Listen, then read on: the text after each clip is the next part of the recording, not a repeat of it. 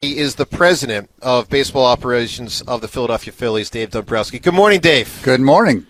How are you? I'm doing great. How about yourself? You look tan and you look happy. Well, I'm tanned, and I guess I'm happy.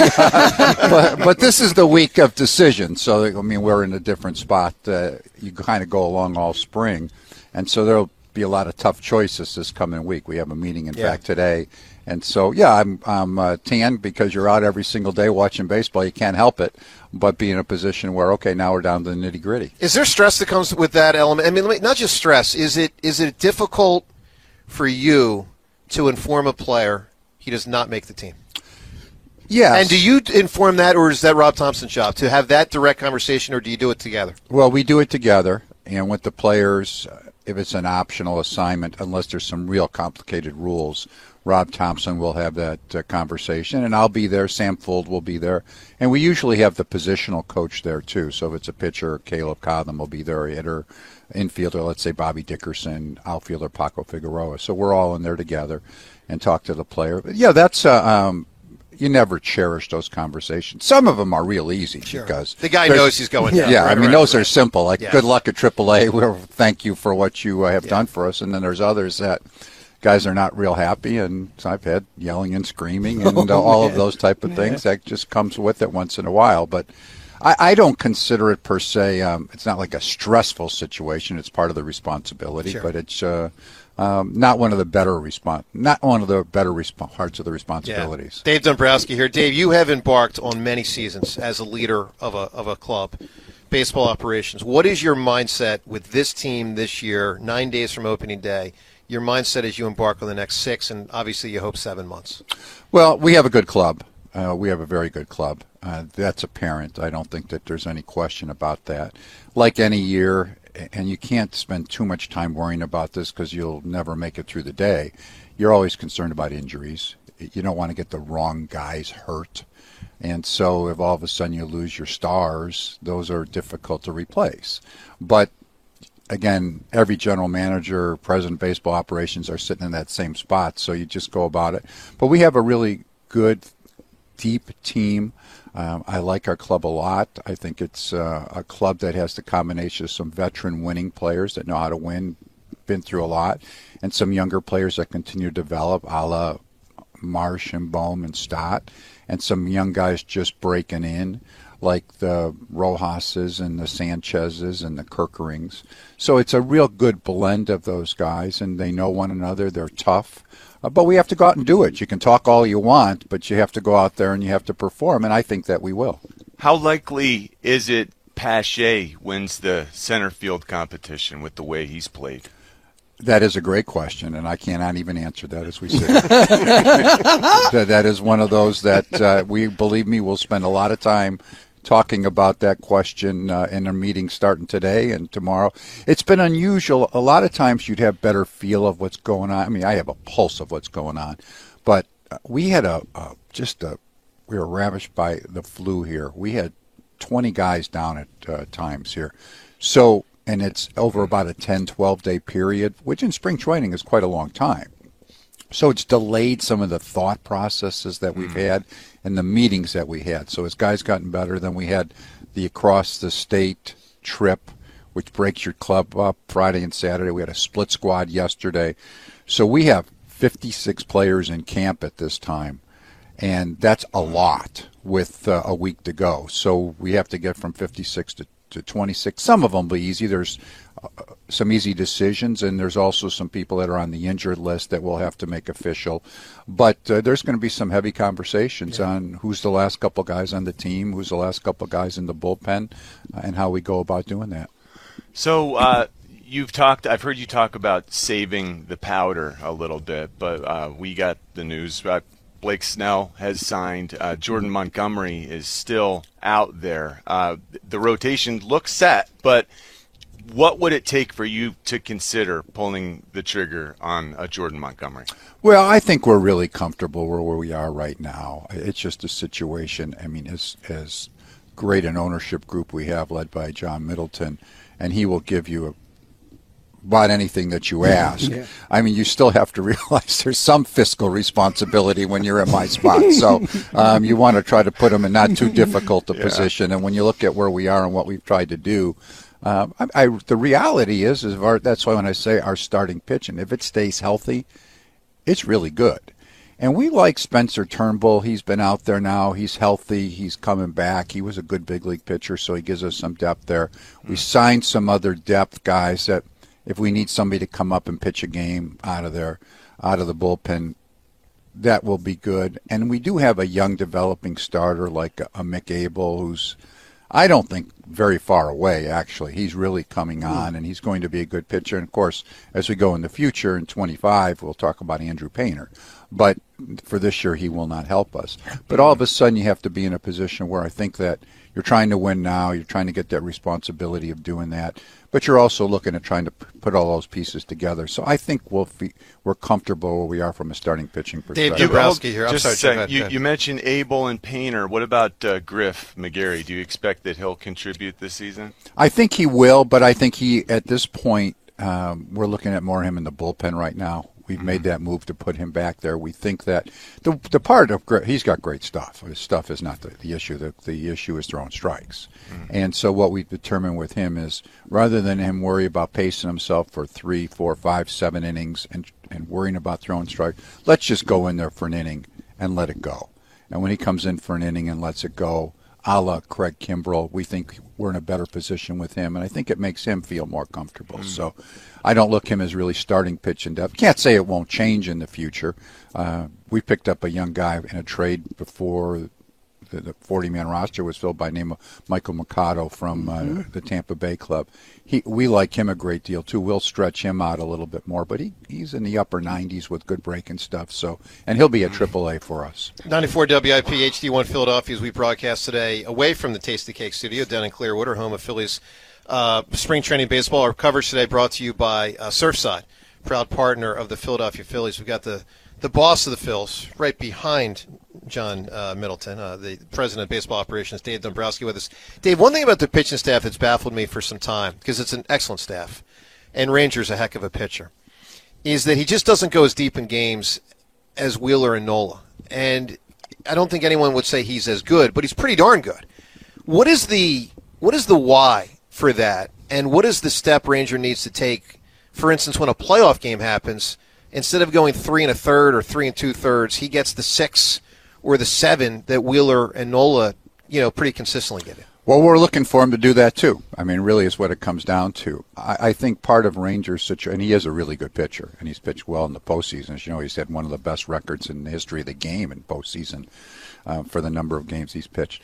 Part of Rangers' situation has been inconsistency of staying healthy, and so it's really affected his continued growth. And so in one sense, when you look at the beginning of last year, well, he came to camp, got ready for the WBC, came up tender. Well, all of a sudden he takes a while to get ready.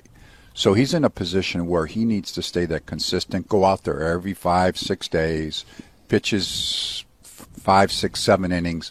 And I think that will continue to put him at that next level. And that's what we want him to do because we really think he has those type of capabilities. He has good control. Now, once in a while, that will waver on him, and that will prevent him from going deeper into the game. But I think it's for a matter for him. He has the stuff. He has the ability. He just needs to go out there on a consistent basis on that. That's one thing about Nolan Wheeler. They go out there on a consistent basis. So all of a sudden that 150 turns into 180 or 190, and then I think it also translates then, okay, we're going into the postseason, and here you go. Here's your 6, 7 innings. Mm-hmm. How established is Christopher Sanchez, and what can he become long term? Well, I can't say he's established yet because he's only done it really for us for half a season. So to me, I think what he needs to do is go out there every 5 days for us this year to establish himself. He showed us the capability last year of being able to pitch at the major league level as a starting pitcher. He has better command than he used to have. He used to be real wild, and he's changed that. His changeup is a real out pitch. That's his best pitch by far. The good thing with him this spring training, which has been encouraging, he's not only continuing to throw with his command, but he's a guy that with that changeup. His velocity is now starting to pick back up. He's in the mid-90s. So if all of a sudden, if he's 95, 94, 96, rather than 91 to 93 on a consistent basis, I think that's where he'll continue to take that step up. And unfortunately, he was another guy that this spring has been hurt by the flu. So he ended up, he's not quite as advanced this spring as we would like him to be. His last outing was not very good. Didn't get real lucky, but he needs to get out there now. He's going to stretch out. He may not be quite as deep pitching into games to start the season because of having the flu, but he's made real good strides for us. Dave, something that we were talking about on our show about 2 or 3 weeks ago when Bryce Harper made the comment referencing at that time 2 high-level free agent pitchers still available, now 1 left. Without saying them by name, he implied that he'd like to see the organization sign them. Mm-hmm. On one hand, a lot of people say, great, let's go get the best players available. On the other hand, there were some people, and I was one of them, that said, it's kind of not cool when you got a 4th and 5th starter that are your 4th and 5th starter and you're in a locker room with them. And, of course, I'm talking about Taijuan Walker and Christopher Sanchez. When Bryce makes a comment like that, what is your reaction and your interpretation of that comment and whether he's being the right kind of leader or not in that moment when he says that publicly? Well, I, of course, know Bryce gotten to know him very well. He's not only a great player, he's also a unique as far as his ability with the game and thought processes and all that. And I reached the stature. I had dinner with some friends last night and with my wife and some friends, and it said we talked about how players now, some of them will send me a text. I mean, if it's Harper gets the attention, but I have other players that do that too. Sure. Frankly, at this stage of my career, it's great. I don't really care because the reality is that the responsibility still lies on my shoulders to make that final decision. And, of course, John Middleton's and we work and Sam Full. So I think in Bryce's case, when you know him, he is driven to be the best player he possibly can, to put together an all-star club that never loses a game. And I think with Bryce, what people in the clubhouse basically, they respect that part of him. They understand that part of him. But, I mean, like I always tell people, well, I do have a budget.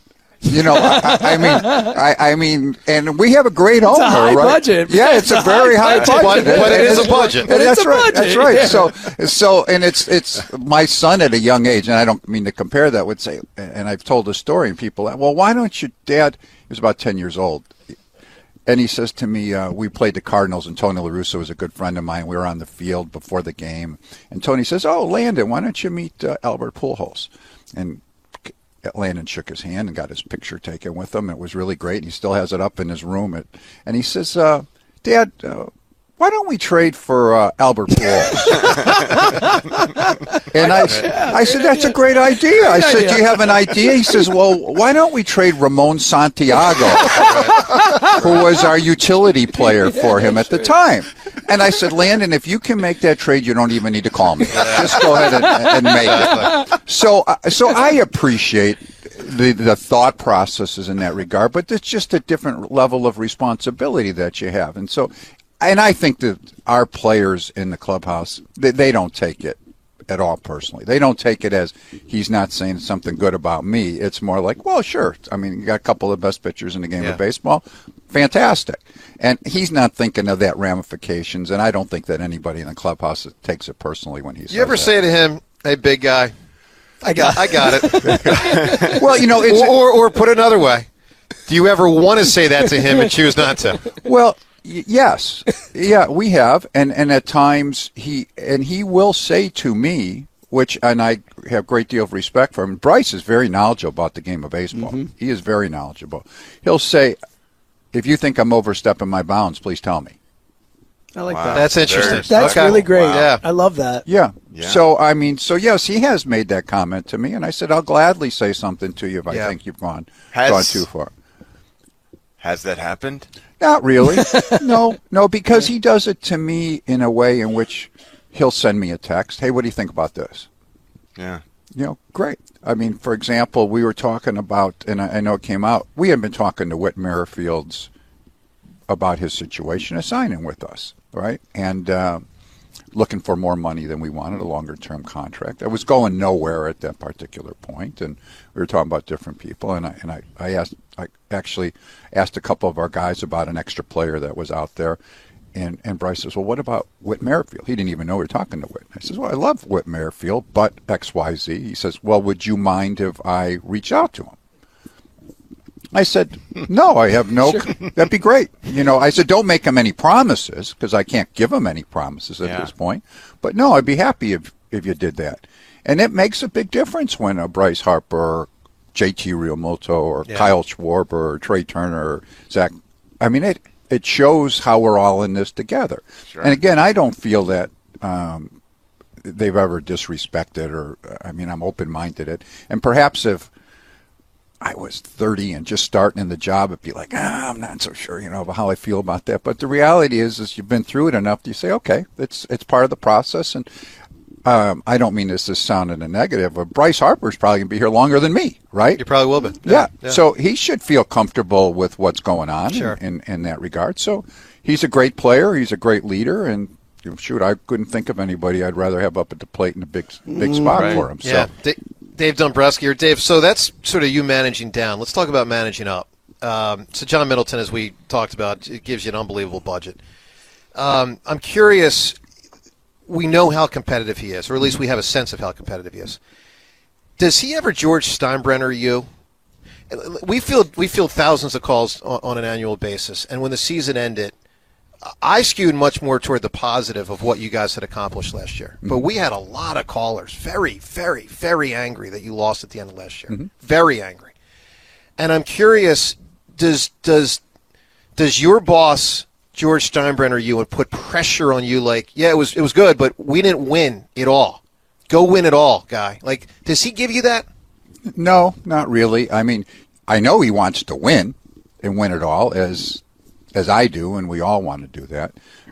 So no, I mean, when I say that, I know where his thoughts lie. I mean, he doesn't want to just win the National League. Yeah. Nor do I.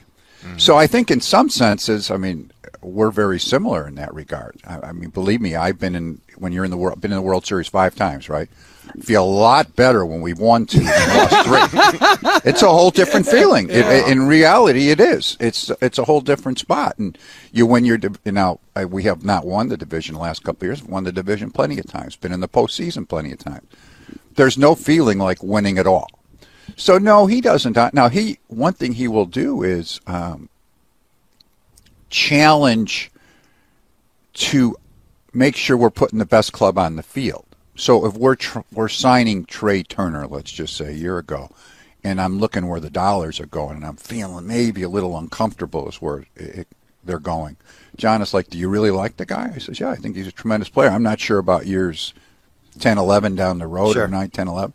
He's like, well, if you really like, let's go get him, and let me know what I can do to help. So I think he's an ideal owner in that regard, and I never feel the George Steinbrenner type of move, but I also feel he's very competitive. And whatever your beliefs are, and like you think John Middleton's competitive, he is competitive. You are right. You are right. Sure. That's how he is. But that's great. That's what we're all trying to do, and the players know it too. Yeah. Dave, let's talk about and a few final moments here with Dave Dombrowski. We talked about Pache earlier. Let's talk about Rojas for a moment, or let's talk about a player like Rojas. Your personal philosophy, if you make a determination a player that's young and developing won't be an everyday player, do you prefer that he be a player that plays 40% of the time at the big league level or 100% of the time at the minor league level? Obviously, I'm alluding to Rojas and the potential of whether he'll make the club or not. What's your belief in what's best for that type of player's development? Normally, because there can always be exceptions, I would say I would rather have a young player go down and play 100% of the time than I would be at the big league level and play 40% of the time. Normally. Now, sometimes there's a reason from a developmental perspective. You want to expose him to some things. You think he can better learn what's taking place. But all in all, I think it's normally better to go down. The real key, which is even a difficult thing for me to answer, is that there's such a difference between the AAA and the major leagues nowadays. Now, it has been that way for a while, but it's a broadening gap. So you can do things at AAA and be very successful, but it doesn't necessarily translate that when you come to the big leagues, you're going to be doing the same things. So that's one of the difficulties that always comes, because if you told me and you're using raw, hey, we're going to send him out for 2 weeks, and he's going to go back and he's going to learn X, Y, and Z, and he's going to come back and then he's going to be this. Well, it's real simple. Let's send him out. The problem is he might learn X, Y, and Z at AAA, but then when he comes to the big leagues, well, you've got to learn something different again. He's not facing Verlander down there. That's right. Yeah. That's right. And that gap has become so wide, and those guys are like Rojas are so much more talented than the guys down there. Those are the type of questions that, believe me, we'll be talking about today in our meetings and saying, okay, what's the best thing to do? How important is it to you to have a set closer? It is not anymore. I think the game has changed in that regard significantly. Many years ago in my career, it was really important. You built your bullpen differently. Major league, you had a closer, you had a setup guy, and then kind of went from there. Nowadays, I think the majority of clubs, I mean, if I had Mariano Rivera, I'd be thrilled, believe me, you know. But I think all in all, it's more important to get those outs however you do that, and matchups have become so much more important.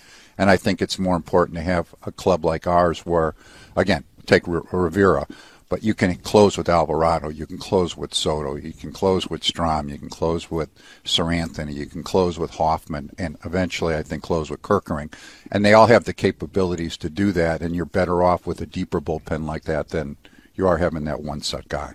Hey, Dave, good luck this season. Thank you very much. Thanks for having me. Stopping by for a few minutes. And I don't have to tell you, but I will say it. The town is very excited. Well, thank you. Thanks for having me. We're looking forward to getting back. There he is, President of Baseball Operations for the Phillies, Dave Dombrowski.